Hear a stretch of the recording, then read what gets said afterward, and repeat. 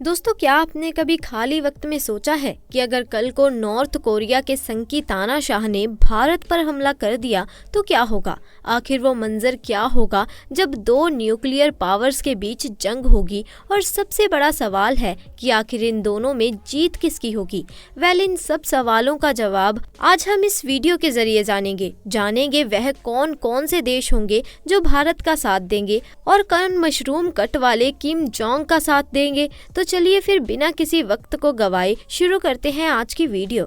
दोस्तों, north Korea दुनिया के नक्शे पर मौजूद वो देश है जिसका कोई भरोसा नहीं। तानाशाह का यह देश कभी भी कुछ भी करने को तैयार रहता है। इसीलिए अगर उत्तर कोरिया किसी देश से जंग का ऐलान करता है तो उसे हल्के में लेना ठीक नहीं।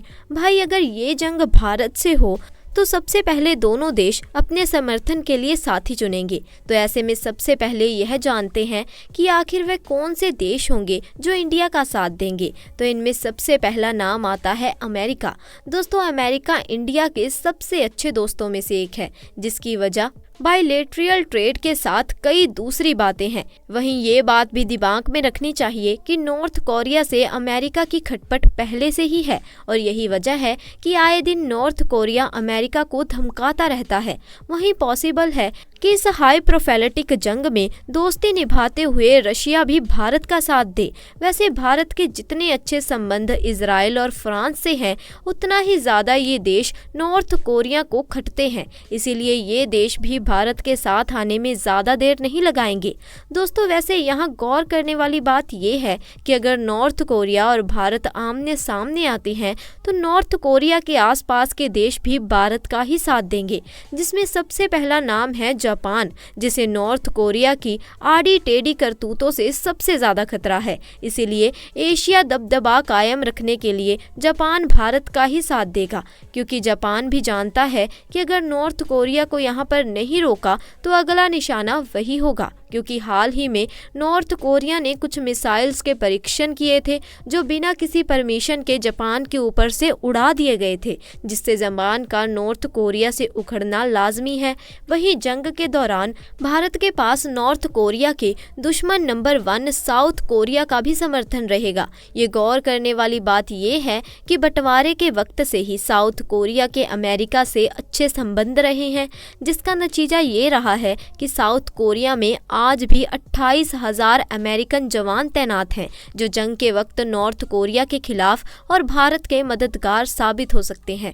दोस्तों, अगर बात नॉर्थ कोरिया की टीम की करें तो यहाँ एक चीज़ गौर करने वाली है कि नॉर्थ कोरिया को हमेशा से ही चीन का साथ मिलता रहा है और अगर चीन जंग में उतरा तो उसका कर्जदार पाकिस्तान भी बिना सोचे समझे यहाँ टूट पड़ेगा।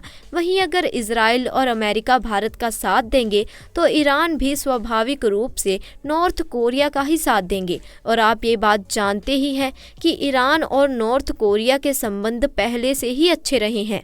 खबरें बताती हैं कि ईरान और नॉर्थ कोरिया समय समय पर दुनिया से छिपा कर हथियारों की डील भी करते हैं। वैसे यहाँ आपने नोटिस किया होगा कि अगर इन दो न्यूक्लियर पावर्स की जंग होगी तो साउथ ईस्ट इंडिया से लेकर मिडल ईस्ट और पैसिफिक तक के देश शामिल हो जाएंगे। यानी कि अगर ऐसी कोई जंग होती है तो वो तीसरे महायुद्ध से कम नहीं होगी।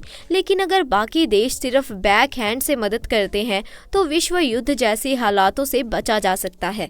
मगर अब सवाल उठता है कि क्या भारत को वाकई नॉर्थ कोरिया से निपटने के लिए किसी भारी शक्ति की मदद होगी? तो उत्तर है नहीं। उसके पीछे की वजह जानने के लिए हमें दोनों देशों की ताकतों के बारे में जानना जरूरी है।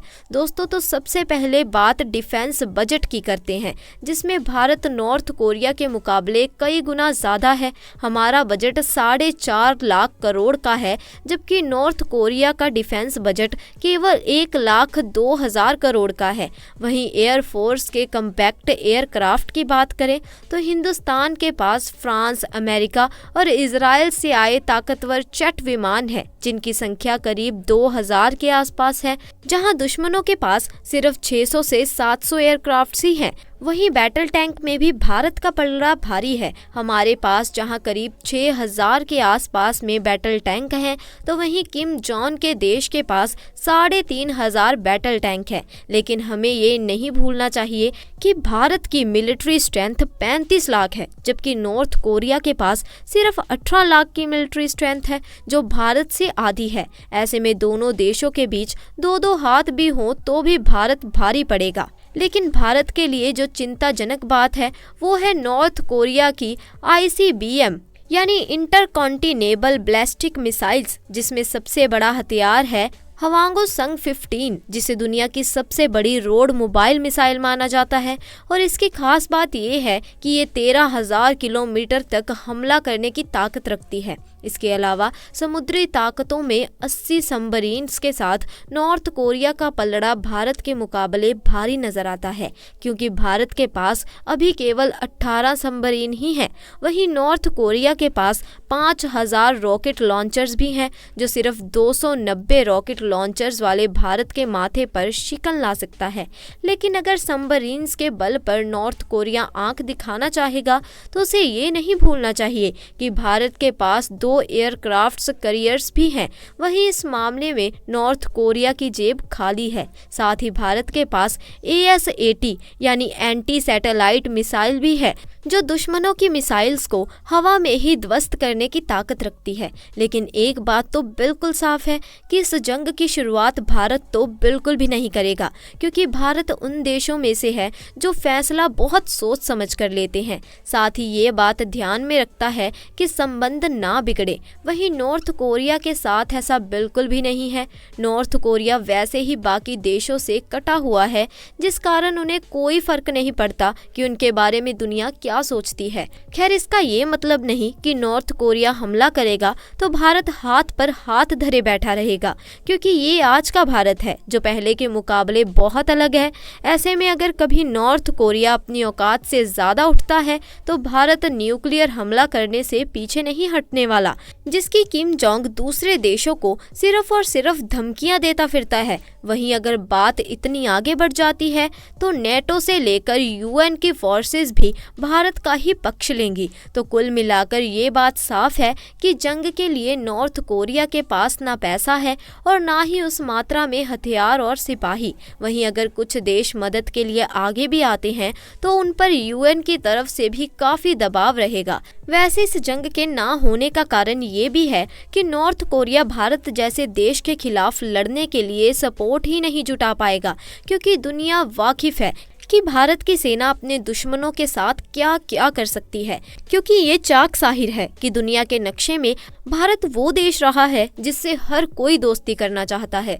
वहीं अमेरिका को आंख दिखा रहा नॉर्थ कोरिया भी धीरे धीरे भारत से रिश्ते मजबूत करने में लगा हुआ है। दोनों ने ही एक दूसरे के यहाँ अपनी अपनी एम्बेसीज बनाई रखी हैं। सुनामी के दौरान भी नॉर्थ कोरिया ने भारत की मदद की थी। वहीं कोविड के दौरान भी UN के कहने पर भारत ने नॉर्थ कोरिया की आर्थिक मदद की थी। यानी फिलहाल तो भारत को नॉर्थ कोरिया से कोई खतरा नहीं है। इसी के साथ दोस्तों आज की वीडियो यहीं पर ख़त्म होती है। तो आपको आज की ये वीडियो कैसी लगी कमेंट सेक्शन में आकर ज़रूर बताइए। साथ ही दोस्तों वीडियो को लाइक कीजिए, शेयर कीजिए और चैनल को भी सब्सक्राइब कीजिए। जल्द मिलेंगे ऐसी ही नई जानकारी के साथ। तब तक के लिए आपका बहुत बहुत धन्यवाद।